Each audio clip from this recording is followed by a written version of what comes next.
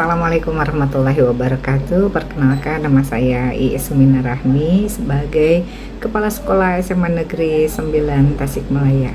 Pada kesempatan ini saya ingin menyampaikan bentuk inovasi yang dilaksanakan oleh SMA Negeri 9 Tasikmalaya di bulan Februari tahun 2022.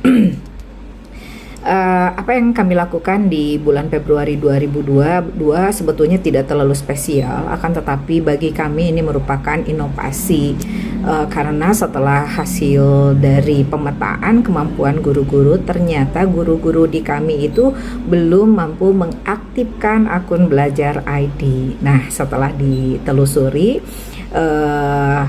bahwa problem utamanya guru-guru kami itu setelah bukan pasca pandemi ya, setelah mengikuti proses pembelajaran secara daring di tahun kedua, teman-teman masih menggunakan media mainstream ya, media massa mainstream itu, media sosial mainstream itu diantaranya adalah penggunaan WA.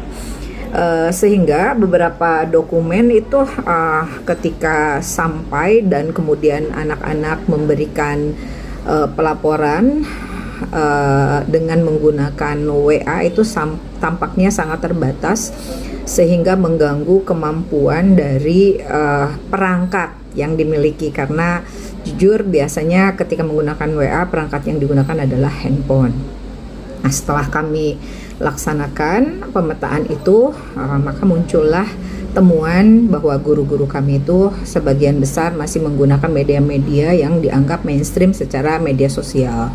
Akhirnya dilaksanakanlah proses pelatihan selama 3 hari dengan cara menghubungi narasumber. Dalam hal ini adalah Ibu Ine dari SMA 1 Bekasi.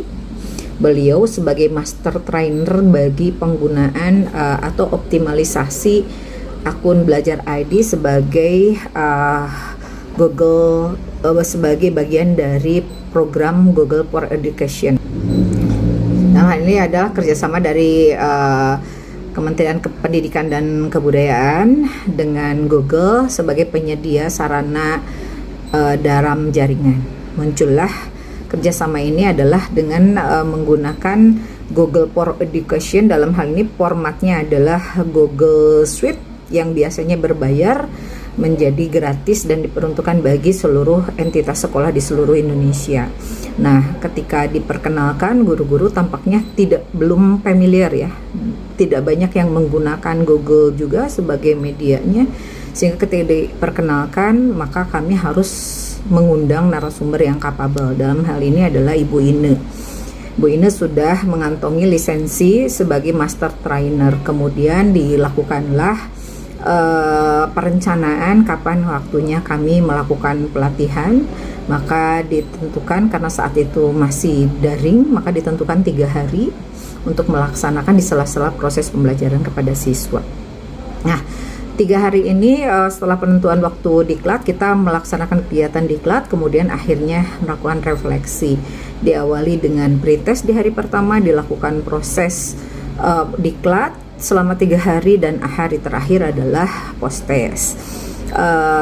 Dan program diklat tidak hanya dilaksanakan pada saat jam pertemuan. Tentu saja teman-teman juga melaksanakan PR karena yang diharapkan adalah setelah melaksanakan proses pembelajaran ini meningkatkan pemahaman terhadap perbedaan akun Google Workspace for Education dengan akun Google Mail pribadi, sehingga ini betul-betul untuk bekerja, ruang yang diberikan juga lebih banyak. Kemudian mampu menyimpan, membagikan, mendownload, mengupload, serta mengelola data di Google Drive. Mampu berkolaborasi dalam mengedit dokumen di Google Doc.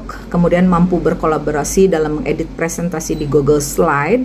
Mampu membuat survei dan kuis di Google Form. Mampu berkolaborasi dalam mengedit data di Google Sheet. Mampu membuat topik, materi, tugas, dan kuis interaktif di Classroom. Mampu melakukan video call dan berbagi layar, yaitu semua layar baik Windows, Chrome, Tab di Google Meet.